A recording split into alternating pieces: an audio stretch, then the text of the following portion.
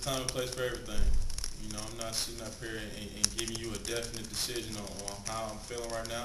How I'm feeling right now is UT Chattanooga and trying to dissect their game plan with Coach Malzahn.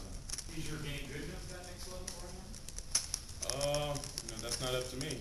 You know, my opinion really doesn't go far when it comes to, you know, talking about the next level, because I'm still, you know, a college athlete, and I'm trying to, you know, partake in or trying to grasp, you know, something that hasn't been done around here in a long time, and we have a chance right now to seize the moment, and you know, we can't, you know, have those type of selfish thoughts to run through our mind, because it can be contagious, and you know, we don't want that around here.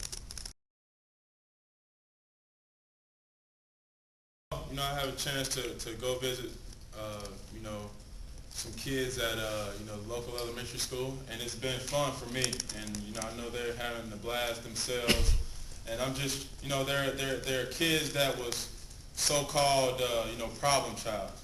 And that's why I'm taking the time out of my schedule, you know, and, you know, trying to help them, because, you know, one of the main reasons that in my opinion, that people have problems or kids have problems nowadays, because they don't have nobody to cope with them. You know, a lot of times, especially, you know, in this day and time, you know, a lot of children don't have father figures or nobody that can sit down and just express how they really feel about, you know, whatever going on in their life, because, you know, we do know that kids the age of 6, 7, 8, or through 13, they do have feelings too, and, you know, they're growing as, you know, right up under our eyes. And, you know, for me to do that, you know, it's a no-brainer for me to take time out my day to help a little kid, because, you know, that's my passion.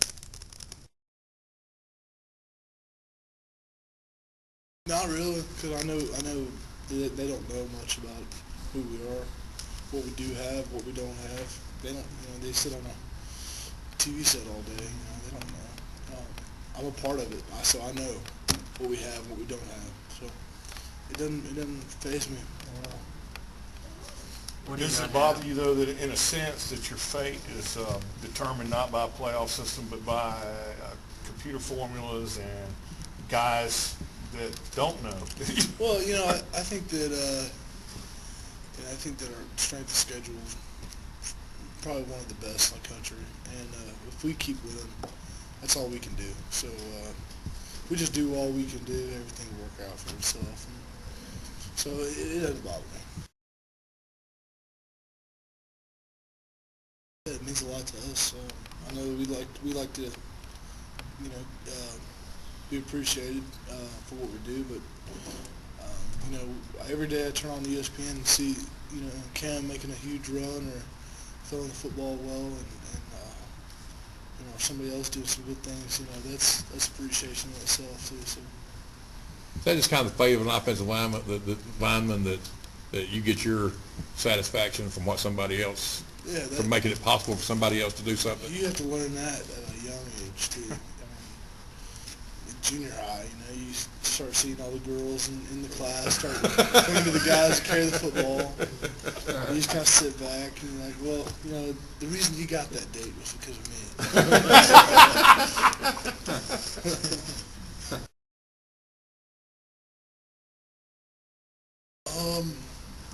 I guess I see both, depending on really how much coffee he's drank,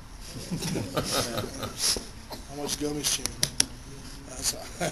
It's you know, he takes his work very seriously, and he does a great job. He's just focused. That's all I can tell you. From August to January, the guy's all football.